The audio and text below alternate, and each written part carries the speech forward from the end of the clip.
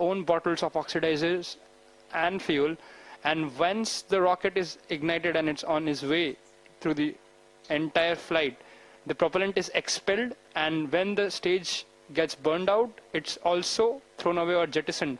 So that is why rocket keeps accelerating, because there is less and less mass to push. That's right, Akhil. A rocket may weigh hundreds of tons on the launch pad. Consider our Vikram-1, it weighs around 45,000 kgs on the launch pad, but nearly 90% of that weight is just propellant.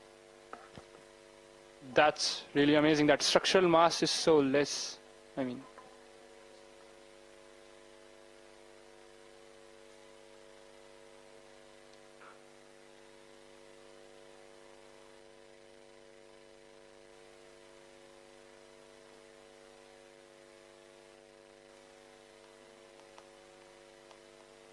the views on your screen are from the launch gallery at Sriharikota, and we have thousands of students who've joined us from all over the nation, and they're eagerly waiting the launch of India's first privately built orbital launch vehicle, Vikram-1. And of course, like I mentioned earlier, it's a test flight, and we'll be doing a few of these before we move into routine commercial operations.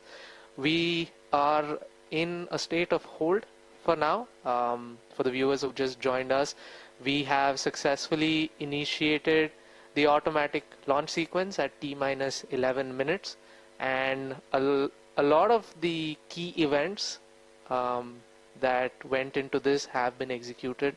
We have a hold right now at T-minus 5 minutes, and just to recap, we've had the switch over to internal power, wherein the vehicle is now powering itself.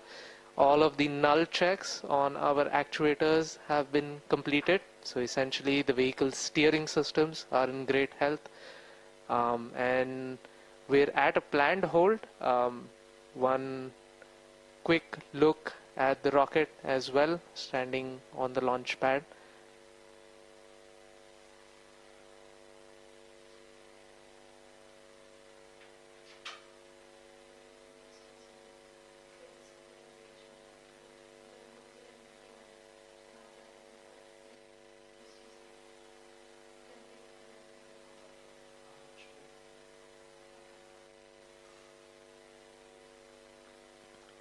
All right, we're getting updates from the mission control teams. The hold that you observe on your screens was due to a hold raised by the navigation team. Vehicle directed to launch control. Please do the needful pre-exercises to reinitiate ALS and confirm your readiness.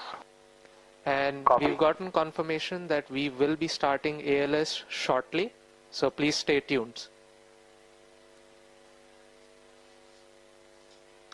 So we had a planned hold, and we've just heard from the we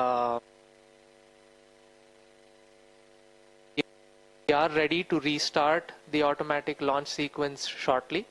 And just to recap once again, Vikram-1 is on the launch pad. It's ready and eagerly awaiting its first test flight. We've had the initiation of the automatic launch sequence, and through that we've completed the internal power switchover, which means the vehicle is now powering itself using its own batteries. We've also had the null checks been completed, and we're now waiting for the next window to come out for the ALS to restart. so now that we know that the ALS is on hold, and soon we'll be back with a new time and the restart of ALS, let's talk about the entire journey of Vikram-1, the mission sequence. Now we know that first 100 seconds of the flight, the stage 1 will power the rocket to the denser layers of the atmosphere, and exactly at an altitude of 53 kilometers at 103 seconds, the stage 1 burnout will happen and the stage separation will initiate.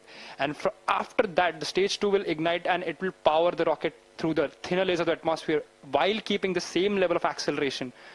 That is the point And later on in the stage 2, during the stage 2 burn duration, later half, you have the payload fairing and it separates. And the first time when the payload or the satellite is exposed to the atmosphere or to the space, thinner, the higher layers of atmosphere, which is exactly nearly close to space. Yeah. Having protected the satellite throughout the ascent, that the fairing's job is done.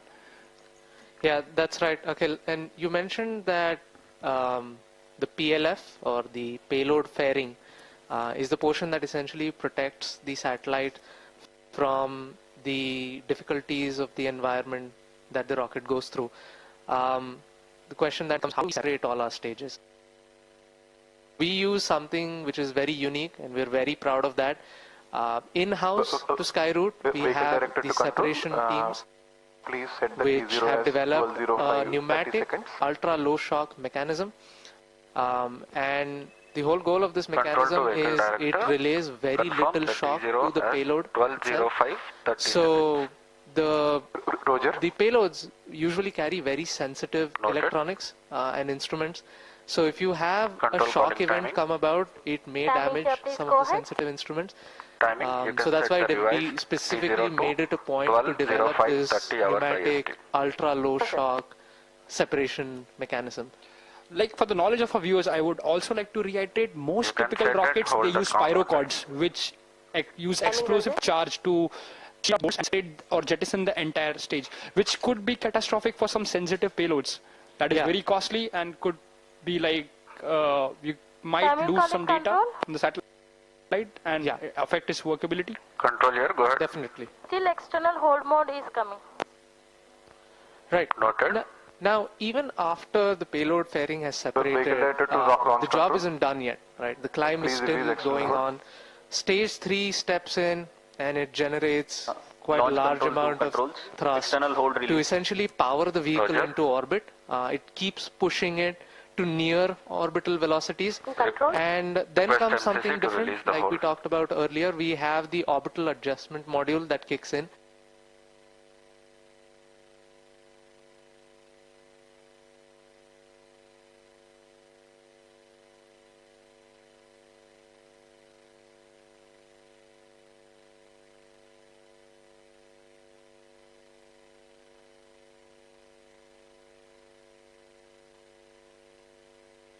Reliability, CFD, design. I mean, you cannot count these fields on the fingers of your hand, and they all had to work in unison Control to all ground stations. build this stage. All ground stations. And then once Revised it starts T0 working, is it at will precisely 12:05, place 30 hours all of IST. these satellites into its intended orbit. And you might feel like all of this is happening. There's so many things happening, right? But it's just 16 minutes. That's all it takes. It's so T minus 20 fast, minutes. but it seems really long. Like it took us like 1 hour from the entire bus stand to reach Sriharikota. But as Suyashu pointed out, so it's such a, we can say the entire rocket, entire opera house, you have to be like a soprano. You have to be so perfect. Every system, every individual, and every component should be in tune to engage all the systems at the right moment so that we can have even a small ignition. And now we have a Vikram-1, which has close to 1,000 subsystems, and almost 2/3 of it will be utilized just even at liftoff. That's really fascinating. So we've gotten confirmation, and you might see it on your screen shortly as well. The countdown has restarted. We are resetting to T minus 20 minutes, and we are at T minus 19 Vehicle minutes director for the to benefit of all our please viewers. inform, other ground stations about the new T0. Please To confirm on control that. timing in external Skyroot hold mode. CNC copied, new PGM files shared. Roger. To control timing in external hold mode. Roger.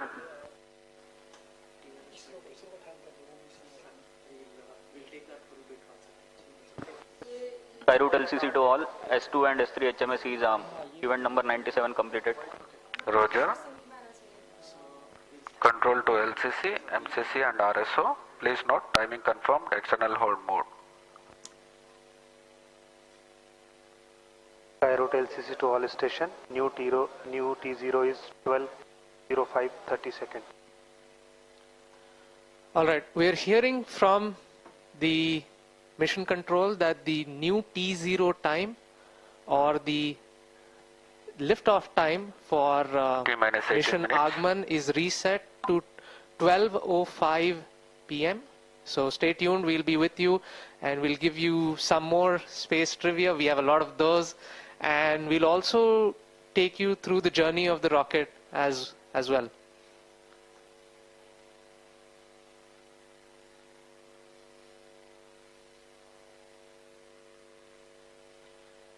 You know, many of the times one of the questions that comes is why space? You know, it's so hard. Getting to space is hard enough. Getting to space on the first try is even harder. So if it's so hard, why do it at all? What does it hold of such huge importance that we want to strive for making to the stars? I mean, if you think about it, all the activities that, happen on Earth, they are connected in some or the other way to space.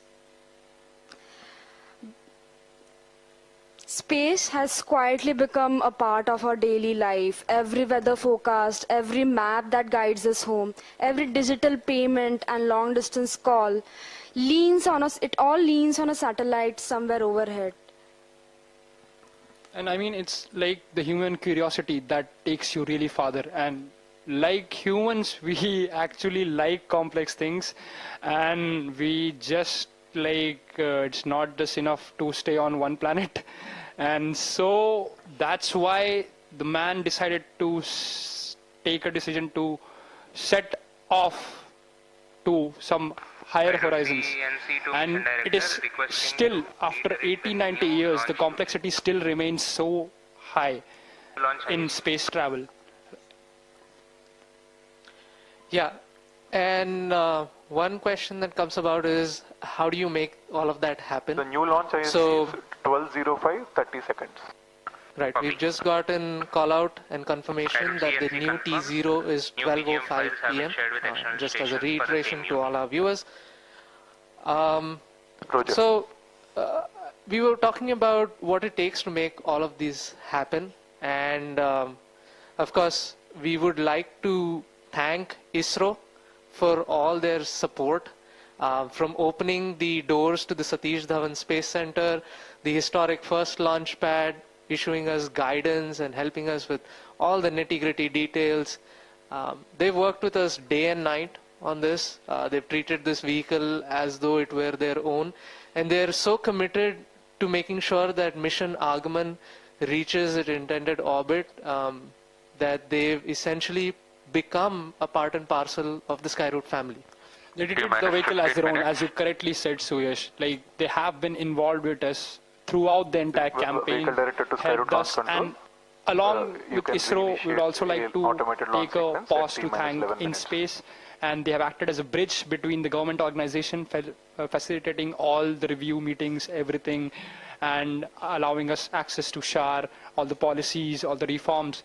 So thank you, InSpace, for all the efforts, and thank you for rooting for Skyroot. Yeah, one interesting thing, and this is a personal experience as well. We did Mission Prarambh in November 2022, and believe it or not, the headquarters of InSpace were inaugurated in June 2022. Just 6 months from our first launch. So you might have to imagine that it's just 6 months, and they've had to imagine and they have to draft all the policies that are required. They have to make sure that they know how the mission is going to be, regulated. What do we need to do to essentially handhold the space sector, the private space sector? It was very seamless, indeed, very seamless, the way they took all of it. Yeah, very true. It definitely is not an easy job, and they've excelled at it. Same goes with ISRO. We've had, cases where they've been chasing after us. Yeah. I remember those days. Yeah, and it's quite, empowering to know that the government is playing such a huge role in helping make this happen. We talk about Atmanirbhar Bharat, we talk about Viksit Bharat 2047, and all of these technologies, what the private sector is trying to build today, is essentially contributing to that goal. If we want to be the world leaders, we need to start now. Exactly, Suyesh. Like, I was fortunate enough to visit the LPSC test facility when I was with the Raman 1 test campaign. It was a very great experience. I mean, and the coordination with the ISRO teams and the way they facilitated the entire test campaign and the data analysis, and post-test, the data came like really fast, and like they were after us and they were very patient with us. So yeah, that was a really great experience for the young engineer like me. Yeah, and that sort of reminds me to the stage test that we did just a couple of months ago. I think nearly 9 months ago. Yeah, around I think October. Yeah, October I think.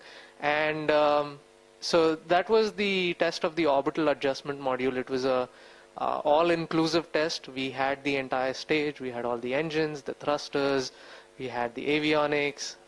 We had something quite interesting, melodic as well.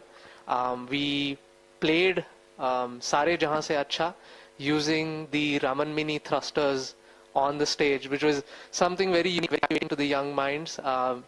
Many people did not think that you could play music out of the screeching sounds of 50 Newton Raman Mini thrusters. Again, an opera, I told you, right? Yeah, definitely.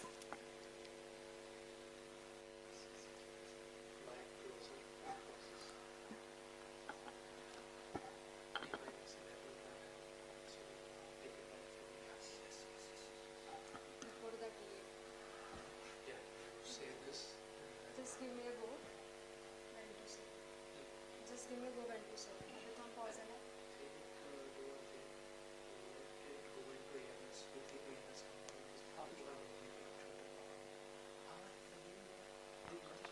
11 minutes.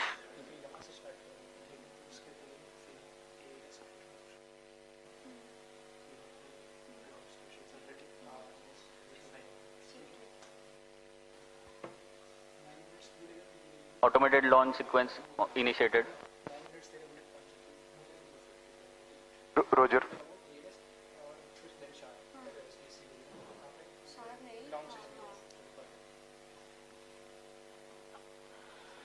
All right, we're at T minus 11 minutes again, T minus 30, 10:30, sorry.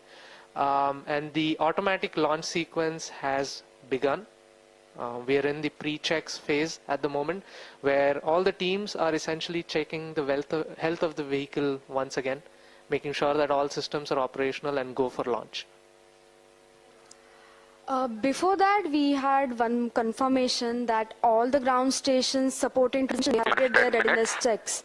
As the vehicle travels downrange, telemetry will seamlessly transition between multiple ground stations, from Shah to Port Blair, then Bogor in Indonesia, and then finally Yatharaga in Australia.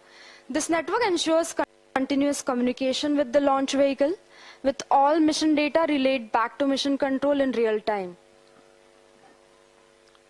That's right. And just to recap to all our viewers, some of the callouts that have happened till now. We first had the acquisition of day of launch winds, which is we acquire using a Doppler weather radar the winds.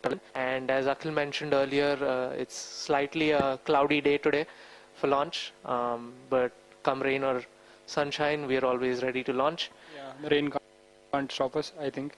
Yeah, and the next thing that we managed to do is, of course, the guidance teams have completed the static navigation profile as well as the gyro compassing of the LINS package. So this is kind of the sensor which tells the attitude of the vehicle. Essentially tells you how you're oriented with respect to Earth. And it's something very important that the vehicle has to do. It needs to know where north is and where the direction of gravity is. Post that, like Vaidehi just confirmed, we've had all the ground stations. We have 4 ground stations supporting us today. Shar, which is where we are coming to you live from, and then we have Port Blair, following which we have Bogor in Indonesia, and finally the Yatharga ground station in Australia. So all of these ground stations essentially capture telemetry, which is the data from the vehicle, and relay it instantaneously to us. Yeah, Suyash, you were mentioning about how we also see the wind profiles. Just a while back they were checked, and as I can see on the MCC, this wind profile or this data of the winds is also going to be uploaded into the mission computer in the sequence that is coming up. And also one of the key milestones which have been completed is the transition from external ground power to the rocket's onboard batteries. The vehicle has relied on ground support systems till now, but from this point forward, every stage must successfully power itself.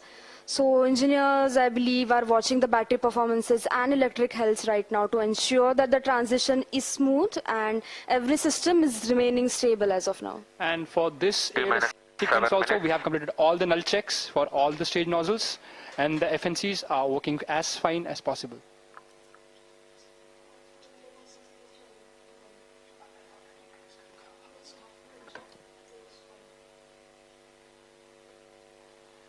And we are also happy that Dr. Jitendra Singh, Honorable Minister of Space, is joining us live on video call, and he's rooting for Team Skyroot.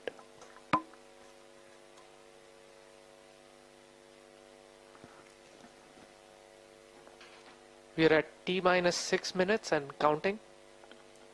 For the viewers who've just joined us recently, on your screens right now is the Skyroot Launch Control Center situated at Shar. We have many engineers looking at the vitals of the vehicle.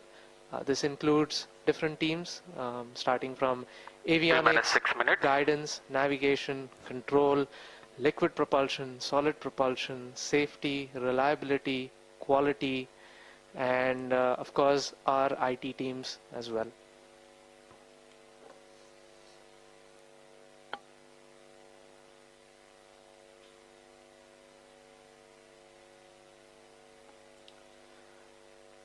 One of the things that has also been completed just now is the uploading of the mission computer init files. And that's a funny name of sorts, but it essentially means initialization files. These are essentially files that contain all the requisite parameters to tell the vehicle what it needs to do in the early ascent of flight. It adjusts for the day of launch wind profiles that we talked about. It also has the gyro compassing details within it.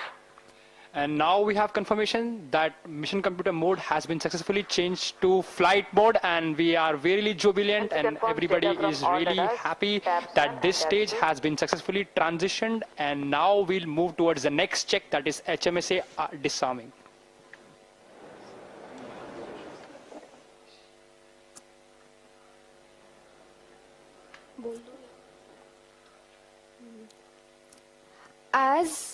As we enter the final few minutes of countdown, another key safety milestone is underway.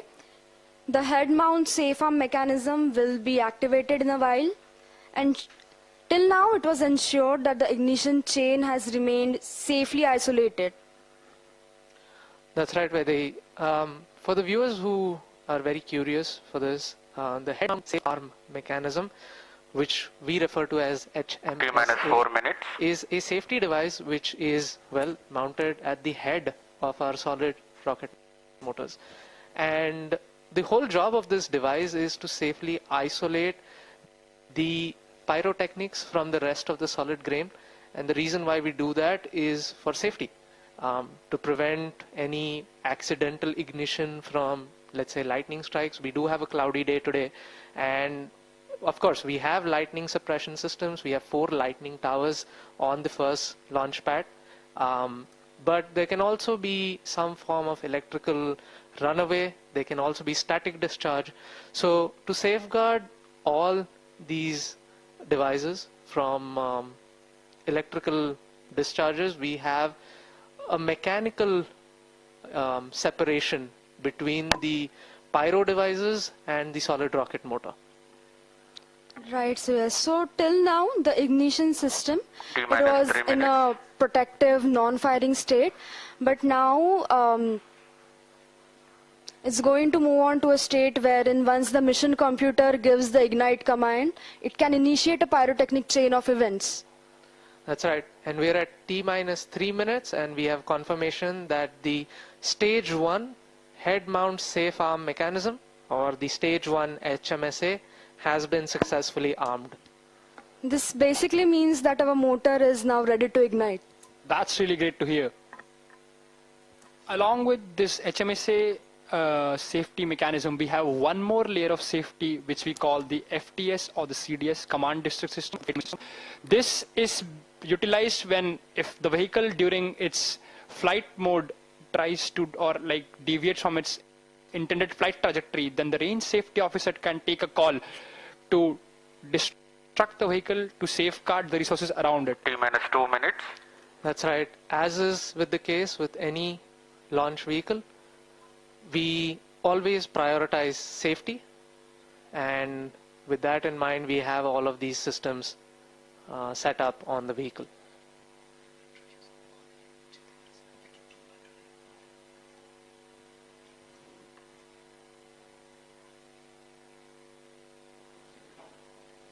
We are now entering to condition the liquid stages on Vikram-1. So the orbital adjustment module is now conditioning itself and preparing for liftoff.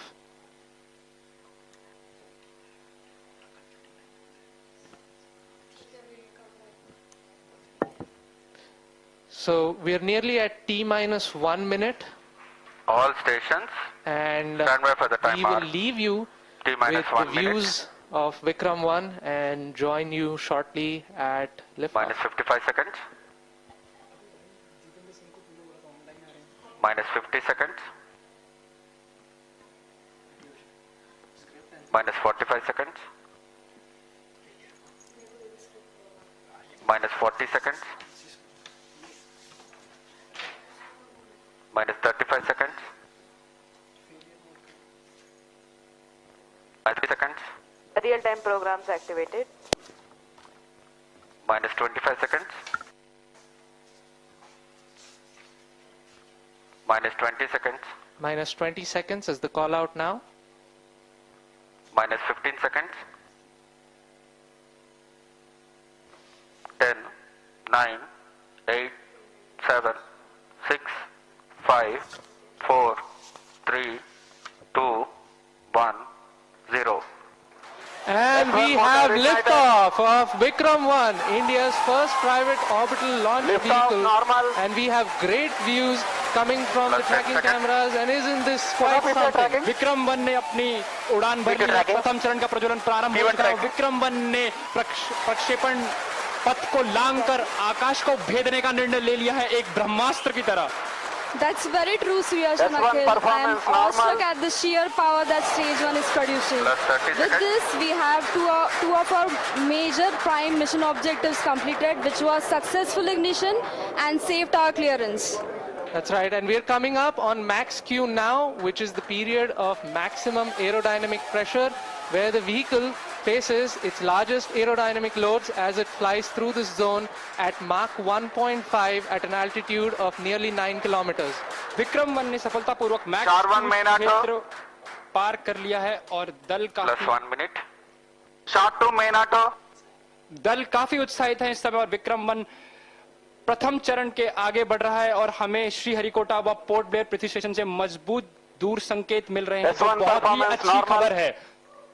That's right. We are at 22 kilometers with an altitude of 34 kilometers. And on your screens right now are excellent onboard camera views from the vehicle. And we can also see quite nominal chamber pressure values on the MCC screen.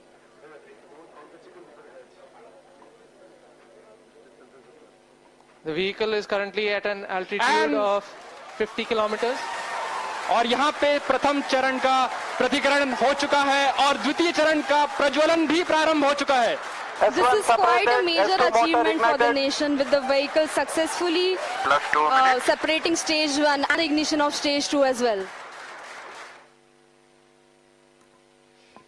द्वितीय चरण अपना सफलतापूर्वक कार्य पूरा कर रहा है और प्रथम चरण का दहन अथवा प्रतिकरण समाप्त हो चुका है. The vehicle is at an altitude of 89 kilometers, traveling at 2.6 kilometers per second. Of course, our target velocity for today is 7.6. S2 performance normal. We've just heard call out that the S2 performance or the stage 2 performance is nominal.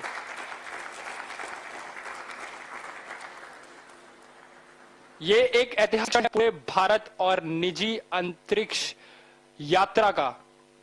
This vehicle has crossed 100 kilometers of altitude, which is the notion of edge of space, and we have reached space, guys. Congratulations! Vikram-1 is in space. हमारा यान अंतरिक्ष तक पहुंच चुका है. And we've had call-outs of separation of the payload fairing. We have successful payload fairing separation. It's nearly at an altitude of 120 kilometers, and the protective fairing is no longer required and has been cleanly separated from the launch vehicle. और यहाँ पे द्वितीय चरण का भी प्रतिकरण संपन्न हो चुका है और तृतीय चरण का प्रज्वलन भी प्रारंभ हो चुका है. That's right, Akhil. We've had successful ignition of stage 3. The vehicle is currently at 157 kilometers above the Earth's surface. It is 355 kilometers downrange, traveling at nearly 4 kilometers per second. Now, the telemetry will switch over from Shar to Port Blair and further to Port. अब यान अपनी अंतरिक्ष यात्रा पर निकल चुका है. तृतीय चरण का प्रज्वलन चालू है और उस +4 minutes की प्रतिक्रिया नियमित रूप से चल रही है. And as you can see on your screens, we have near exact following of the intended trajectory. The two lines on your screen essentially indicate the current performance of the vehicle, and it closely matches with this is on your screen on board from stage 3. What you see is the rocket plume and the nozzle, and Earth, our home. What a beautiful view. क्या सुंदर दृश्य है हमारी पृथ्वी का. S3 performance normal. और तृतीय चरण का परफॉर्मेंस अब नॉर्मल है, या कि सामान्य रूप से तृतीय चरण का संचालन प्रारंभ हो चुका है और चल रहा है. That's right. We've had call out that the stage 3 performance is nominal. +5 minutes. So stage 3 has a propellant loading of 2.5 tons, and we've had burnout of the stage 3 motor as planned at S3 +5 minutes. Yes, we've gotten confirmation that S3 has burnt out, and now we're entering a planned coast period, something that lasts for 140 seconds, in which it's called as combined coasting is normal. Right, so we've got call out that the combined coast is nominal. This will last for roughly 140 seconds, where stage 3 is not producing thrust, but it's connected to the vehicle and it's going to coast as a single body. All of this is done to manage the altitude of the vehicle and also control where the stage will re-enter the Earth's atmosphere before splashing in international waters in a safe and planned manner. And jubilant views from the launch control center, where the teams are extremely elated and excited. और mission नियंत्रण केंद्र और launch नियंत्रण केंद्र से आपको दृश्य दिखाई दे रहे हैं. सभी यान परीक्षण दल अत्यंत ही प्रसन्न है और यहाँ है वो एक उत्सव का प्रसंग बन चुका है. एक ऐतिहासिक क्षण भारत के निजी अंतरिक्ष उड़ान का. विक्रम-1 यान अब अंतरिक्ष में स्थापित हो चुका है. तृतीय चरण अब अपने कोस्ट फेज पे है और ये कोस्ट फेज अभी आप कैमरा व्यूज देख सकते हैं अपने प्रक्षेपण पर्दों या मोबाइल स्क्रीन्स पर, जहां पे आपको धरती का एक सुंदर दृश्य दिखाई दे रहा है. As we can see on our screens right now, it's really amazing to see that Vikram-1 as of now is going on intended trajectory exactly as expected.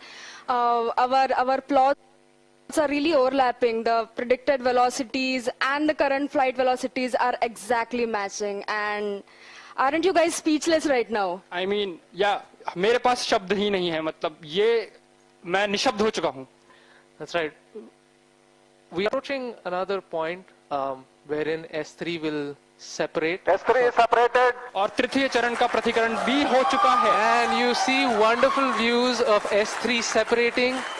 And now we have combined coasting has ended, and stage 4 will now coast on its own for the next 130 seconds. So stage 4 will now fly on its own, essentially, and the control thrusters on the OM will be continuously turning on and off to maintain the attitude of the stage, making sure that it is pointing the right way. This also ensures that the antennas can maintain connection with the ground station and the satellite can be pointing in the right direction. That's right.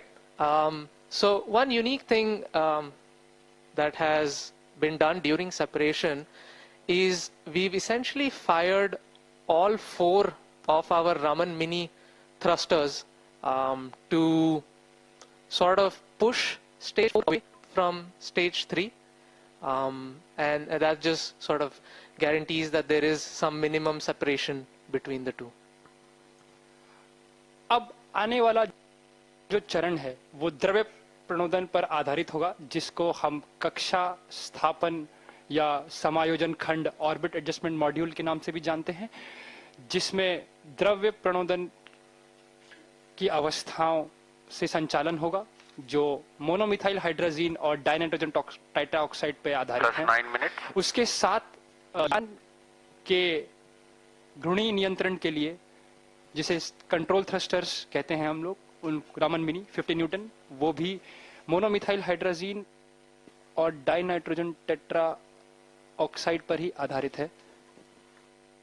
उसके अंतर्गत हमारे पास छोटे cold gas thrusters जो कि nitrogen gas पर आधारित हैं, वो भी कक्षा समायोजन खंड पे स्थित हैं. S4 ignited. And we've heard call out that S4 or stage 4 has ignited. और चतुर्थ और अंतिम चरण का भी प्रज्वलन हो चुका है. The liquid engine has come alive over 400 kilometers above the Earth, beginning a burn that will last for more than 6 minutes. During this phase, the vehicle will steadily accelerate from about 6.68 kilometers per second to nearly 7.64 kilometers per second, delivering the precise velocity 450 by 450 kilometers circular low Earth orbit at a 60-degree inclination.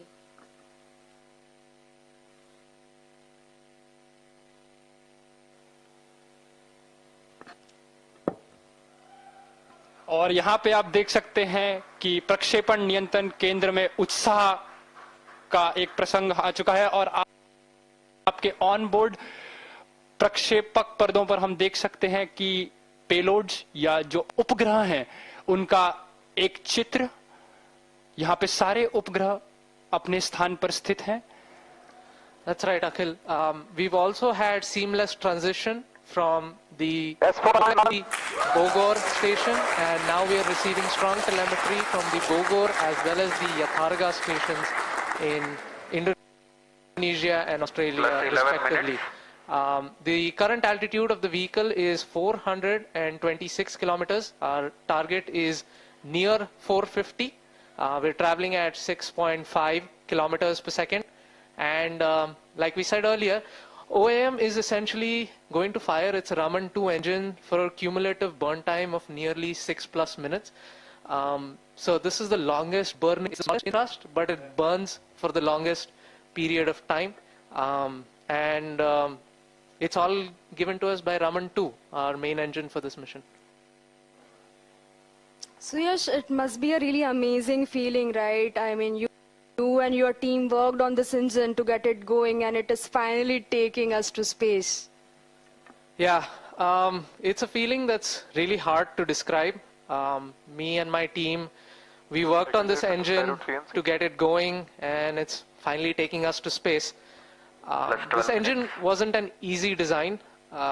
Raman 2 generates 1500 newtons of thrust, and it employs 3 different types of cooling. As if one wasn't enough, we had to put in 3.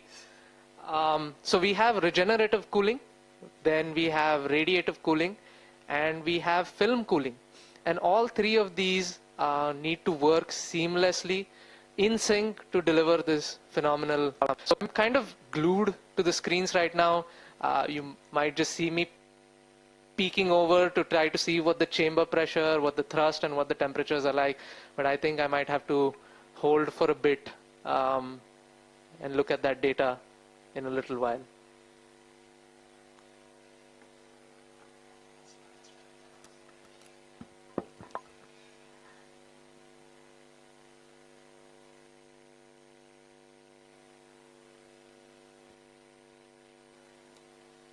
So while I was talking about Raman 2 and how difficult it was to essentially design an engine